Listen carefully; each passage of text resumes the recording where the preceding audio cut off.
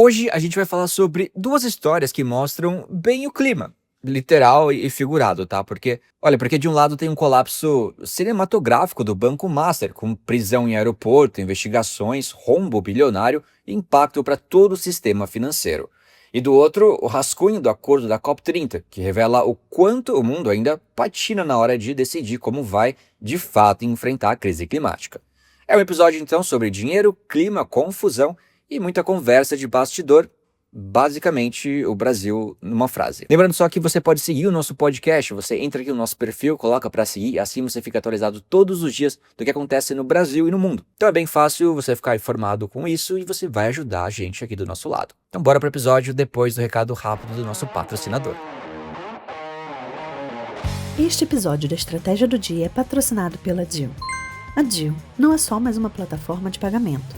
É a ferramenta que a sua equipe realmente vai gostar de usar. RH, TI e financeiro. Juntos, finalmente. Uma solução completa, desenvolvida para trazer tranquilidade. Para saber mais, acesse del.com/estratégia. Clique no link da descrição.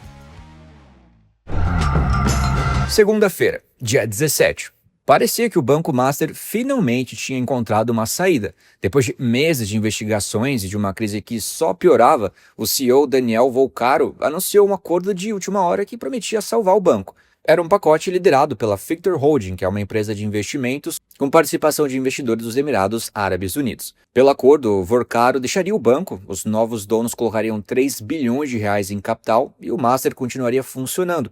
Ele foi apresentado como uma solução que todo mundo no mercado estava esperando. Só que esse respiro durou um pouco só, bem pouco. Horas depois desse anúncio, o Volcaro foi preso no aeroporto de São Paulo. Segundo as autoridades, ele estava tentando fugir do país. E aí o que já era uma novela virou uma reviravolta completa, com a prisão, as investigações avançando e com a situação financeira do banco totalmente deteriorada, o Banco Central decidiu liquidar o Banco Master. Esse desfecho dramático é só um capítulo mais recente de uma crise que vinha crescendo há meses. O Master era alvo de uma investigação ampla por corrupção. Volcaro e mais 5 pessoas foram presas sob a acusação de falsificar instrumentos de crédito e vender esses títulos para outras instituições financeiras, cujo próprio CEO também foi afastado. Segundo fontes que falaram com a Bloomberg, o caso envolve operações que levantaram alertas no Banco Central, no Ministério Público e na COAF. O curioso é que o Master não era um banco gigante, com milhões de clientes de varejo. Mesmo assim, conseguiu atrair bilhões de reais de investidores pessoas físicas. Suspeito, né? Isso usando plataformas de investimento para divulgar seus títulos como produtos garantidos pelo FGC, que é o Fundo Garantidor de Crédito. Na prática, isso fez com que muita gente colocasse dinheiro ali, acreditando que era um investimento seguro, ignorando os riscos que o banco corria nos bastidores. E essa parte é fundamental, caro ouvinte. O FGC protege investidores até determinado limite. Mas quem financia o FGC são os bancos grandes. E a liquidação do Master sozinha já pressionaria o fundo. Só que o problema é maior. Com o colapso, outros bancos menores também podem ser arrastados para uma liquidação. Isso pode custar ao FGC até 55 bilhões de reais, segundo uma pessoa familiarizada com o assunto. Então, se isso acontecer, os maiores bancos do país, né, Banco do Brasil, Santander e o Bradesco, vão precisar reabastecer o fundo. O Itaú sentiria menos, mas também seria afetado. Todos esses bancos, incluindo o BTG Pactual, veriam seus índices de capital ficarem mais pressionados. Para completar, o FGC informou que o Master e outras instituições já liquidadas tinham cerca de 1,6 milhão de credores, com um total devido de aproximadamente 41 bilhões de reais. Ou seja, o impacto é muito grande, é enorme. Uma parte do mercado já criticava há muito tempo, há anos, a regra que definia quanto cada banco precisava contribuir para o FGC. A contribuição era baseada no tamanho do balanço e não no risco de precisar de socorro. Na prática, os grandes acabavam bancando mais do que consideravam justo. E nos últimos anos, o Master e várias fintechs, incluindo o Will Bank, que pertence ao Master, usaram esse mecanismo para captar dinheiro do varejo enquanto a competição no setor só aumentava e os brasileiros buscavam ali investimentos mais rentáveis. Mas o cenário começou a virar ali em dezembro de 2023, quando o Banco Central mudou as regras que definem, né, o acesso ao FGC. Essa mudança comprometeu o modelo de negócios do Master, que dependia muito dessa captação baseada na garantia do fundo. Em agosto desse ano veio outra mudança. partir de 2026, as contribuições ao FGC passam a ser proporcionais ao risco de cada banco. Era a resposta aí do regulador justamente ao tipo de problema que o Master representava. A liquidação do banco aconteceu depois de 2 tentativas frustradas de resgate. A primeira foi no fim de março, quando o Banco de Brasília, o BRB, anunciou que só compraria a maior parte dos ativos do Master. Só que o Banco Central rejeitou o acordo em setembro porque os ativos remanescentes eram considerados arriscados e porque havia ligações entre o Master e empresas investigadas por suposto vínculo com o crime organizado. O Master sempre negou essas ligações, inclusive. O BRB e o Master já tinham ali histórico, tá? No ano anterior, o Banco Brasiliense comprou empréstimos consignados do Master. E essas transações, segundo fontes da época, acenderam ainda mais alertas no Banco Central, que repassou o caso ao Ministério Público e ao COAF. Em fevereiro, o BC mandou suspender qualquer nova operação desse tipo. Mas, mesmo depois disso e mesmo depois do acordo com o BRB ser rejeitado, o Master vendeu mais 2 lotes de consignados para o BRB, algo que também está sob investigação. Enquanto tudo isso acontecia, Vorcaro tentava manter o banco à tona. Chegou a vender bens pessoais para conseguir liquidez, inclusive. Até que veio o tal acordo com o Victor, que parecia a solução final, e que foi interrompido pela liquidação anunciada pelo Banco Central. Bloomberg Linha na cobertura da COP30, oferecido por JBS, Sims, Acelen, Diageo. Pois é, ainda tá rolando a COP30 lá em Belém. E se tem uma coisa que essa COP tá entregando, além de calor e açaí, é tensão diplomática com gosto de... Gente, a gente vai resolver isso ou não vamos? Olha, nessa terça-feira, os negociadores das Nações Unidas apresentaram um documento de 9 páginas. Sim, 9 páginas. Alguém leu tudo isso? Isso para tentar lidar com o progresso decepcionante do mundo na redução das emissões. 9 páginas para salvar o planeta. Imagina se fossem 10. Talvez resolveriam, né?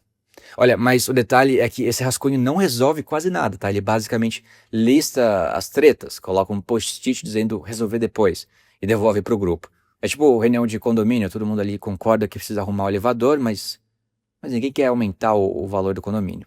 O texto, na verdade, escancara o quanto os países ainda estão longe de um consenso, principalmente em temas como financiamento climático e comércio, que sempre rendem, né, discussões como se fosse mesa de Natal com um parente brigado.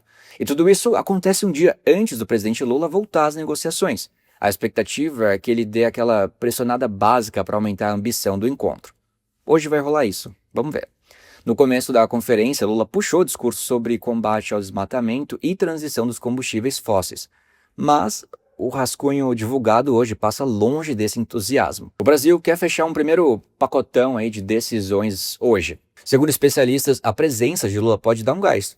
Mas ninguém sabe se é gás natural ou gás de efeito estufa. Porque a coisa está andando um pouco devagar, tá? O presidente da COP30, o André Correia do Lago, está pedindo união global numa decisão multirão. Se Belém tivesse uma versão diplomática de puxadinho, seria mais ou menos isso. Fora das salas de negociação, os ativistas já levantaram a plaquinha do "não gostei", dizendo que o texto é fraco, não enfrenta os combustíveis fósseis e não ajuda os países pobres que precisam se adaptar às mudanças climáticas. Rachel Clito, especialista do Union of Concerned Scientists, disse que a proposta está fraca demais, deficiente e praticamente pediu um trabalho de recuperação final ali para a turma. Tá, mas tá tão ruim assim, o que tem nesse rascunho afinal? Primeiro, a lacuna de emissões. Os países precisam cortar mais carbono e o documento dá 3 caminhos possíveis. O primeiro, fazer uma revisão anual, tipo uma vistoria ambiental anual do planeta.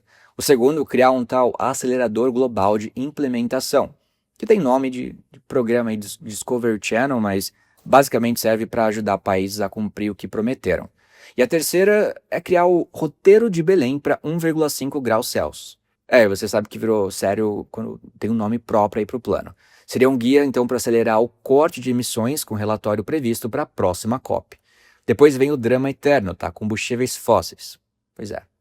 2 anos depois de quase 200 países concordarem em fazer a transição para longe deles, agora ninguém sabe explicar o que isso significa de verdade. O rascunho traz 2 opções. E uma terceira que é literalmente vazia. Você vai entender. A ONU basicamente disse, talvez não façamos nada aqui. A opção mais ambiciosa incentivaria os países a cooperar, criar roteiros de transição e reduzir gradualmente, claro, a dependência de combustíveis fósseis, além de ajudar também a deter o desmatamento. A segunda opção é um pouco mais light, fazer workshops, porque nada grita mais A gente está resolvendo, salvando o planeta do que um workshop com coffee break, né? Aí chegamos ao financiamento, a parte espinhosa. Os países pobres querem ajuda financeira para se adaptar a um problema que eles quase não criaram. As propostas vão de um plano legalmente vinculante, o que faria países ricos engasgarem com seu café orgânico, até a criação de novos programas de trabalho para destravar financiamento e reformar instituições financeiras internacionais. Na prática, é o debate clássico. Quem paga a conta? Spoiler, ninguém quer ser essa pessoa. Resumindo, mas sem resumir tanto, o texto ainda tá cheio de lacunas, né? Brigas ali, pendentes e frases que parecem escritas para não ofender ninguém. E agora, querido Dudão, a pressão tá muito grande para Lula, que chega hoje na COP com uma baita tarefa que trouxe de casa. Eu sou o Alan Blanco, as informações são da Bloomberg News. E bora ler aqui rapidamente alguns comentários do episódio passado. A Alessandra Dias diz: Alan, fiquei preocupada com você quando não viu o episódio. Bom saber que está bem. Sou atleta que compete profissionalmente, mas sem patrocínio. Uma atleta trabalhadora. É difícil. Nike me apoia, hashtag ela diz. Boa sorte, Alessandra. Espero que a Nike ouça o episódio de patrocínio. O episódio saiu tarde ontem porque tivemos problemas com a internet. Nickzin de Jam diz: E aí, sou estudante de ciências contábeis, moro aqui em Fortaleza, Ceará, conheci o podcast há poucos dias, mas já tá na minha rotina de notícias e podcast do dia. Gostei muito do tema, sou apaixonada pela corrida e notícias voltadas à sustentabilidade. Você conheceu o podcast numa ótima semana. E, gente, eu vou ficando por aqui. Muito obrigado pelos comentários, espero o comentário de vocês aqui para ler no episódio seguinte. E até o próximo episódio da Estratégia do Dia. Big beijo.